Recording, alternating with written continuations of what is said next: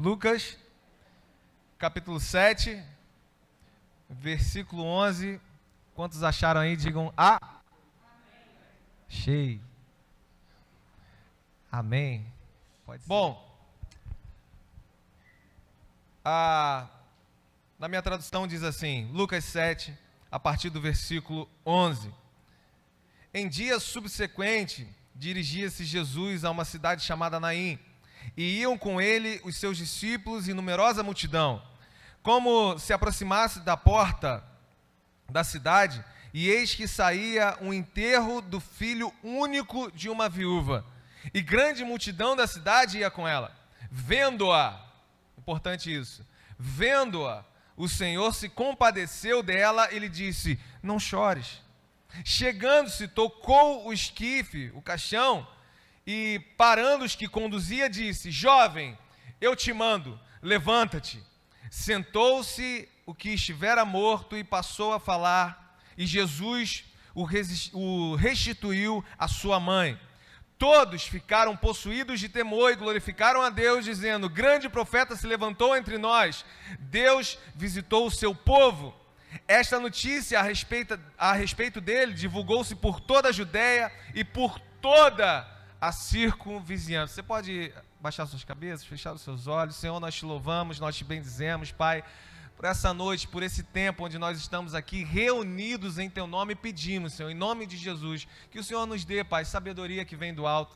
Nós precisamos do Senhor, Pai, nesse tempo, no entendimento da Tua palavra, naquilo que o Senhor quer transmitir aqui nessa noite. Nós repreendemos no nome do Senhor Jesus, Pai, toda seta lançada, Pai, contra esse tempo, impedindo, Pai, e tentando trazer confusões a mentes e corações nesse ambiente, Pai. Nós repreendemos, jogamos por terra em nome de Jesus e declaramos um ambiente cheio de graça, cheio do Teu poder, cheio do Teu Espírito, da manifestação da Sua glória aqui em nosso meio, para a honra, glória e louvor do Teu santo e poderoso nome. Você que concorda, diga amém. Glória a Deus. Irmãos, aqui está um povo que está chegando numa cidade, um povo que está celebrando, está com Jesus. Então eles estão vendo maravilhas ali, eles estão caminhando com o mestre, amém? E o povo judeu, né, como é de costume, certamente salmodiando, cantando louvores, é uma cultura deles. E esse povo que está entrando nessa cidade, que está tendo esses momentos, ele vai cruzar com o povo que está em lágrima. Eles vão cruzar com o que restou de uma família. Porque eu não sei se você percebeu, essa daqui, além de ter perdido o filho, era uma viúva. Ou seja, é uma mulher que perdeu o seu marido, já sofreu esse trauma, já sofreu essa dor, e agora ela também perdeu o seu filho. Então eles estão cruzando com o povo que está ali junto com aquela família, o que restou daquela família, porque aqui diz que era o único filho, o que sobrou dessa família. E essa mulher, ela está caminhando e ela não apenas carrega o seu filho naquele caixão, mas você que já sofreu algo parecido, você sabe que nesse momento, o que está sendo carregado ali são sonhos futuros. O que está sendo carregado ali também é a esperança. O que está sendo carregado ali também é a alegria de viver. Como voltar daquele lugar sem a única pessoa que tinha ficado com a minha família, como minha família. Agora sou só eu, sozinha. Você consegue parar e tentar entrar na mente, no sentimento que essa viúva, essa mãe agora está sentindo? Junto com aquele caixão está sendo carregado também a esperança,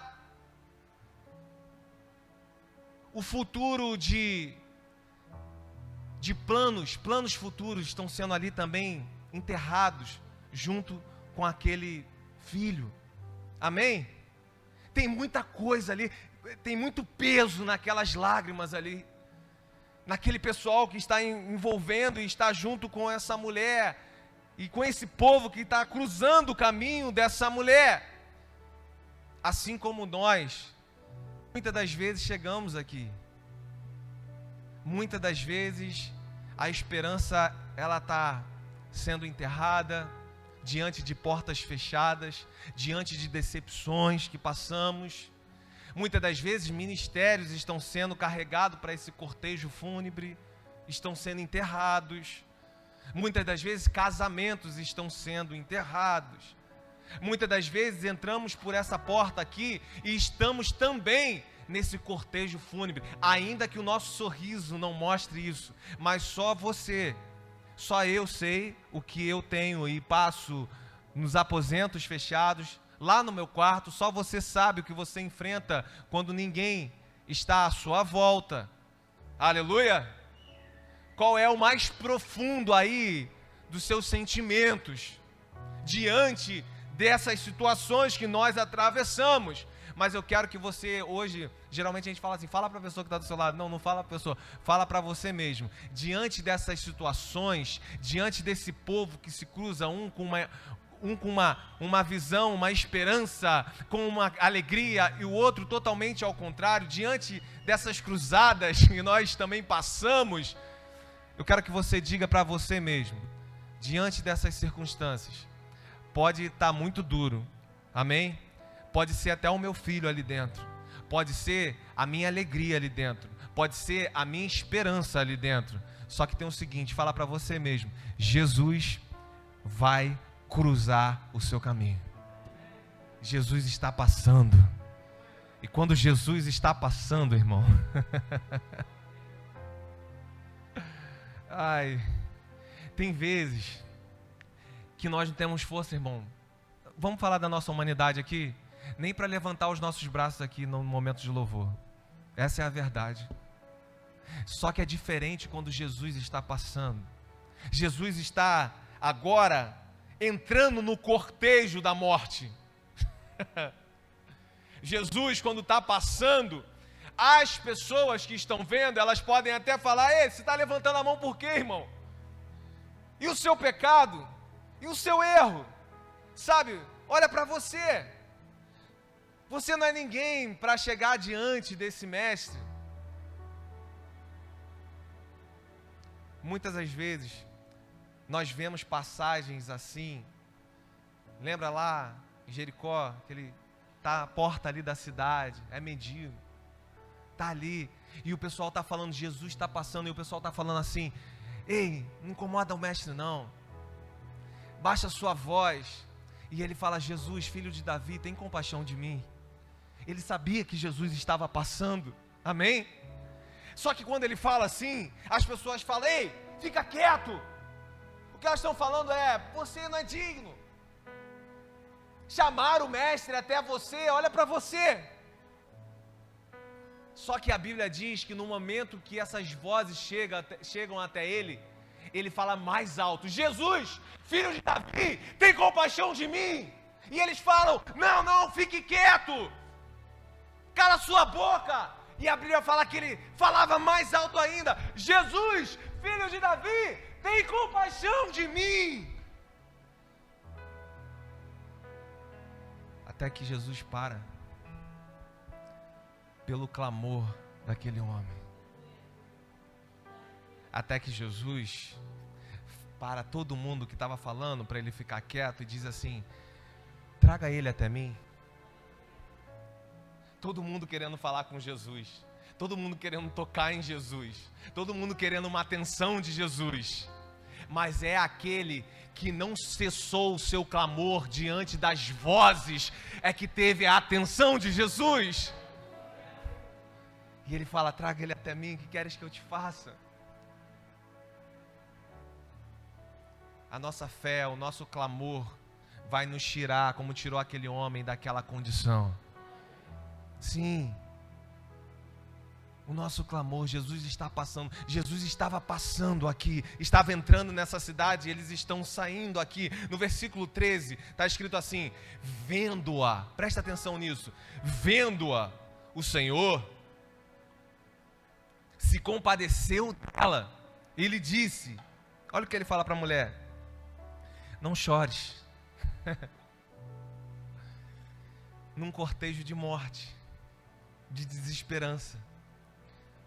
Nós não podemos imaginar, quem não passou por isso, nunca vai poder chegar perto do que é perder um filho. E diante disso, Jesus para. Jesus está vendo. Irmãos, o grande problema da humanidade não é a ciência, a tecnologia, o financeiro, a política. Não, não é. O grande problema da humanidade é que ela perdeu a capacidade de ver, de enxergar, de se compadecer. 12 mil pessoas, vou dar um dado para você, 12 mil pessoas morrem de fome por dia. A cada 4 segundos uma pessoa no mundo morre de fome, numa sociedade que é rica. Por quê? Porque ela perdeu a capacidade de ver, de se compadecer com a dor do próximo. Como nós falamos desse projeto aqui, nós podemos fazer algo diferente, amém, irmão? Nós podemos doar sim um pouquinho. Se cada um doa um pouquinho do nosso tempo, nós construímos um tempo relevante, com uma igreja relevante para o lugar onde nós estamos implantados, amém? Mas o grande problema da humanidade é que ela deixou de enxergar o próximo, deixou de se compadecer do próximo. Mas, fala para a pessoa que está do seu lado aí, Jesus não. Não, Jesus não, ele não só enxerga, como está no versículo 13, vendo a mulher, mas ele se compadece. O que é compadecer, Jefferson? É padecer com. Às vezes a gente passa num sinal, a gente vê uma pessoa, um pedinte, e a gente até fica triste ali por aquela situação, mas a gente passou e no próximo sinal a gente nem lembra mais o que passou lá atrás. Jesus não, ele não passa assim pelo sinal, não. Ele vê, ele para, ele padece com, ele chora com. Ele está junto mesmo naquele momento. Diferente, muitas vezes, de nós, que passamos direto. Se nesse cortejo, se você já entrou assim aqui, ou se hoje entrou assim, está nos vendo nessa live assim, ele é aquele que está cruzando o seu caminho nessa noite, irmão. Ele é aquele que não só cruza o caminho, ele não só está enxergando o que você está vivendo, mas é aquele que para e padece com. Entra na dor dessa pessoa. Ele para a caminhada daqueles que estão celebrando para entrar na caminhada daqueles que estão chorando. Ele para tudo, gente. Por quê? Porque tem uma mãe chorando.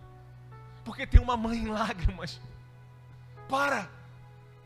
É hora de estarmos juntos com ela. É hora de padecer com essa mãe, com a lágrima dessa mãe. Você lembra de Lázaro? Aquelas mulheres estavam lá esperando Jesus e parece que Jesus deu mole. Parece que Jesus atrasou o compromisso. Não é? Não é assim?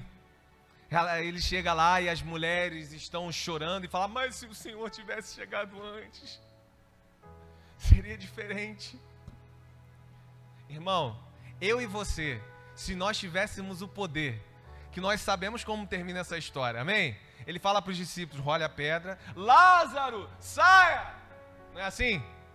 Se nós tivéssemos esse poder, ou soubéssemos que isso ia acontecer, nós chegaríamos lá onde Jesus chegou, e aquelas mulheres chorando, falando que você se atrasou, nós falamos: mas você está fazendo isso por quê? Calma, fica tranquila, eu vou ressuscitar. Está tranquilo. Vamos lá onde ele está, acabou o choro, acabou. Talvez nós faríamos isso, amém? Mas Jesus não. A Bíblia diz nessa passagem que primeiro Jesus chorou. O próprio Jesus chorou com essas mulheres. O Jesus que padece com, mesmo sabendo que na frente tem ressurreição, cara.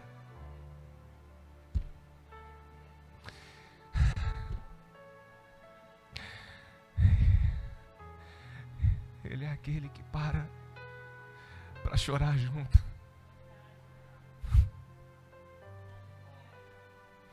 Ele é aquele que está no quarto quando você pensa que está sozinho. No carro, quando você pensa que está sozinho. Ele é aquele que está chorando junto. Ele é aquele que está sustentando aquela lágrima. Não, Ele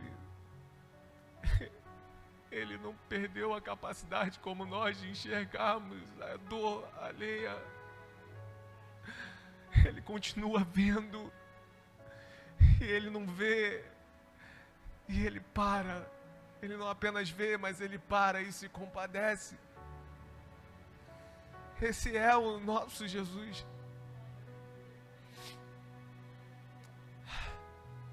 Ele sabe que o grande problema não é o que nós perdemos, algo que nós perdemos, quem nós perdemos, mas Ele sabe que o grande problema é que nós nos perdemos diante dessas circunstâncias. Por isso Ele para.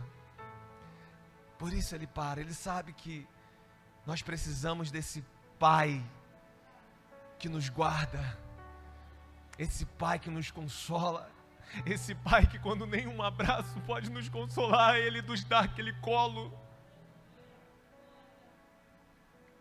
Quando ninguém pode falar mais nada, Ele vem ali sozinho e como um bálsamo no nosso coração, nos dá o consolo e nos dá a paz para nós continuarmos esse cortejo, essa caminhada, com toda a luta e com toda a dificuldade que nós enfrentamos.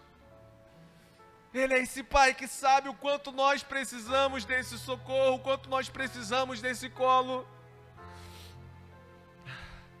Ele sabe que nesses momentos nós somos atacados pelas setas das dúvidas, das incertezas, que querem balançar a nossa fé, que querem nos levar à desesperança, que muitas das vezes nós vamos falar, mas se eu tivesse feito algo, como aquelas mulheres falaram para ele lá na cena de Lázaro, mas se eu tivesse chegado antes, se eu tivesse feito algo, se eu não tivesse feito algo, talvez seria diferente.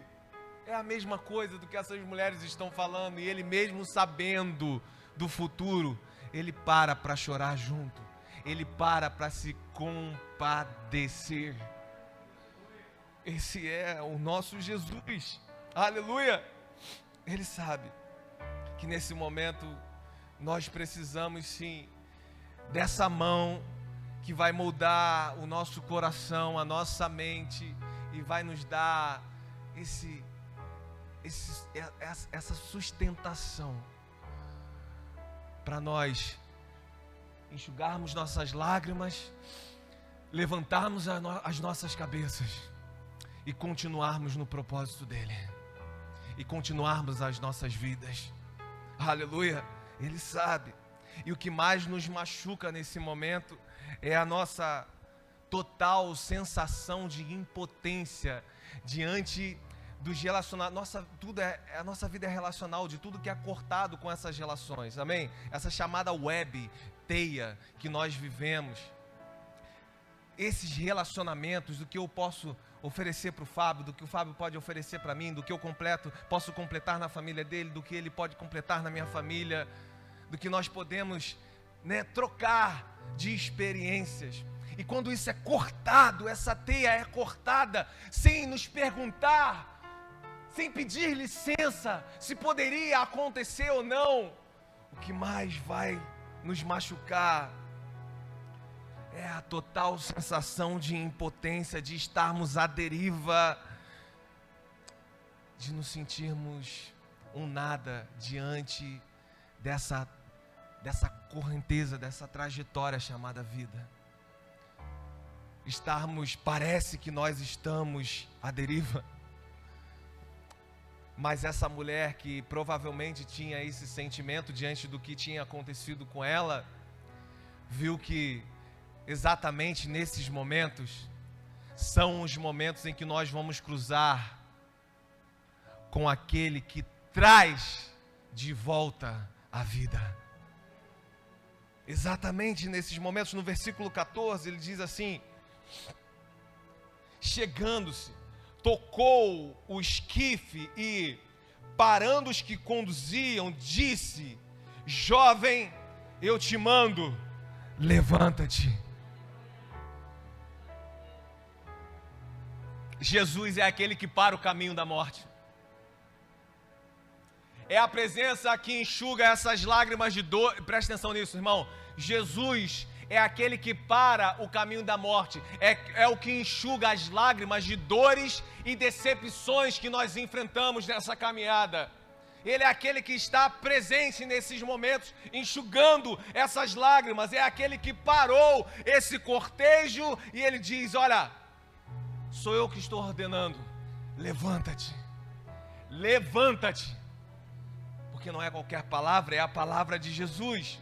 É aquele que disse: eu sou a ressurreição e a vida. Todo aquele que crê em mim, ainda que morto, viverá.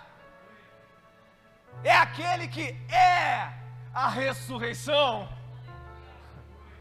que a morte não pôde pará-lo. É Ele quem está cruzando a minha família, a sua família, esse momento, esse cortejo. É Ele quem está entrando diante dessa esquife, desse caixão, aonde estamos pensando em enterrar sonhos, ministérios, famílias, e Ele está parando nesse momento e dizendo: ei, a ressurreição chegou, eu sou o caminho, a verdade, eu sou a vida, e estou ordenando: levanta-te, levanta-te, levanta-te. É a palavra do nosso Senhor. Querido, Ele não fala isso para o caixão. Ele não fala isso para o povo que está ali. Ele não fala isso para a morte. Ele fala isso para o jovem. Você leu aí no versículo 14? Conduzindo, Ele disse a quem? Ele disse ao jovem: levanta-te. Ele diz: levanta-te a tudo aquilo que nós dizemos que não tem mais jeito. Sabe por quê? Porque aquele povo ali poderia falar assim: poxa, pensa aí, irmão, na dor de uma mãe que já está levando o seu filho. Agora pensa na dor de uma mãe que está levando o seu filho, que é o único filho. Agora pensa na dor da mãe que está levando o seu único filho e não tem um marido também, é viúva. Aí as pessoas poderiam ver aquilo ali e falar: para que mais esse constrangimento? Para que Jesus parar esse cortejo e falar: ei, para aí, abre isso aí. Jesus tem certeza, mais uma dor, mais um constrangimento. Para que parar isso agora? Por quê? Vai fazer o quê? É um cadáver, já está morto, já foi decretado, acabou. Como às vezes nós pensamos: esse casamento não tem mais jeito. Não tem. O meu filho não tem mais jeito. Não, já se entregou ao mundanismo, não tem mais jeito. O meu ministério, pastor, um dia foi uma bênção. Um dia o meu coração queimava. Um dia os meus olhos brilhavam, mas isso, meu tempo passou, pastor. Não tem mais jeito. Agora deixa essa garotada que está vindo aí, junto com a criança, junto com o menino, também insistimos em colocar todos os nossos sonhos no Senhor. Não tem mais jeito, não dá mais. É tudo aquilo que nós falamos, acabou, não tem mais solução. É a hora que nós entregamos os pontos. Tantas palavras que eu recebi de ser um pregador dessa palavra, tantas palavras de que o meu testemunho iria também contribuir na transformação de vida de outras pessoas, tantas palavras de ser alguém que lá no meu trabalho, onde eu colocasse a planta dos meus pés, ali estaria sendo manifestada a glória do Senhor. Tantas e tantas palavras. Não tem mais jeito. Para que, Jefferson, você está parando o cortejo no culto dessa noite para dizer isso para mim? Já está morto, já está acabado. O que Jesus está fazendo aqui nesse momento, o mesmo que fez nessa história, o mesmo que fez nessa época, é o mesmo que coloca essa palavra no meu coração, para o dia de hoje, para o culto à noite de hoje, para essa live de hoje, para dizer: sou eu quem estou parando esse cortejo e ordeno: levanta-te, levanta-te. Sou eu quem estou falando. Ele não teve o poder para isso, ele tem o poder, o mesmo poder para a noite de hoje. Aquele que arrancou o arguilhão da morte é o mesmo que está aqui dizendo: levanta-te dessa prostração espiritual em nome de Jesus. Levanta-te, levanta-te desse sentimento de depressão, levanta-te desse sentimento de morte que está te rondando, porque sou eu quem estou falando. Levanta-te dessa condição, sou eu quem estou aqui. Levanta-te desse pensamento de suicídio, em nome de Jesus, irmão, em nome de Jesus, é Ele quem está falando: levanta-te, eu sou a vida, e estou parando esse cortejo agora, estou parando todas essas setas que estão chegando à sua mente agora, de suicídio, de depressão, estou ordenando a você, na força do poder, do meu poder, é Ele quem está falando: levanta-te agora, em nome de Jesus, em nome de Jesus. Levanta-te, porque Ele é poderoso para fazer infinitamente mais. E é aquele que está aqui. No versículo 15, diz assim: sentou-se o que estivera morto. Olha aí, irmão, não importa se o menino queria ou não vir à vida. O menino não tinha direito de resposta diante da palavra poderosa do próprio Senhor. Por isso, mesmo que a sua fé hoje não seja tão suficiente, aquele que é poderoso para fazer é que está agora ordenando: levanta-te. É aquele que está trazendo de volta à vida aquilo que entrou aqui morto. É aquele que está trazendo de volta à vida aquilo que entrou aqui e estava sendo carregado junto com esse menino nesse caixão. Estava desesperançando agora a sua forma, a sua condução de vida. Estava deixando que ela não tivesse mais essa esperança. Ele não está perguntando a ninguém aqui, a nenhum dos irmãos da igreja, ele simplesmente está aqui, ele está falando: levanta-te, eu que trago de volta a vida. Se Ele te trouxe até aqui, irmão, nessa noite, se Ele te fez ver esse vídeo hoje, ou em qualquer dia que ficar salvo esse vídeo, é Ele quem te trouxe a essa palavra, e é Ele quem está trazendo novamente de volta a vida. Levanta-te, é a palavra dEle, aleluia. E ele diz assim: sentou-se o menino, aquele que estava morto, e passou a falar. E Jesus o restituiu à sua mãe. Agora imagine essa cena: sua mãe sai correndo ali, ela não acredita naquilo, para abraçar o filho dela, esse menino em lágrimas. Jesus continua esse mesmo, restaurando famílias. Aquilo que a gente pensou que estava perdido lá, que era o que restou daquela família, não. Jesus é aquele que atravessa o caminho, que nos vê, que nos enxerga, que se compadece de nós e que restaura famílias. Restaura ambientes propícios para o manifestar da glória dele. É esse Jesus que está restaurando aquela casa, aquela vida, que está dando esperança novamente, aonde havia morte, agora onde tinha lágrimas de tristeza, agora são lágrimas de alegria, são lágrimas de restauração. Aonde havia decepção, aonde havia morte, aonde havia lágrimas de sofrimento, Ele está cruzando o caminho, e agora as lágrimas são de restauração, de renovo, de refrigério, de reviver os sonhos grandiosos do Senhor. Aleluia. Talvez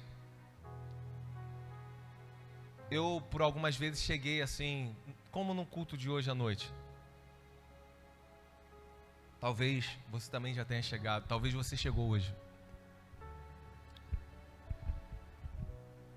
Dores e marcas profundas na alma. Sensações de que esse filho não vai levantar desse caixão. Sensações de que isso não pode ser de novo vivificado. Não pode de novo ter esperança. Não pode de novo ter vida nisso. Mas esse mesmo Espírito Consolador que está aqui, Ele pode e Ele vai, eu creio nisso, fazer com que o seu coração possa voltar diferente para sua casa. Sim, eu creio nisso. Talvez chegamos com o coração apertado, uma profunda angústia diante desses cortejos que nós enfrentamos. Mas aquele que se compadece,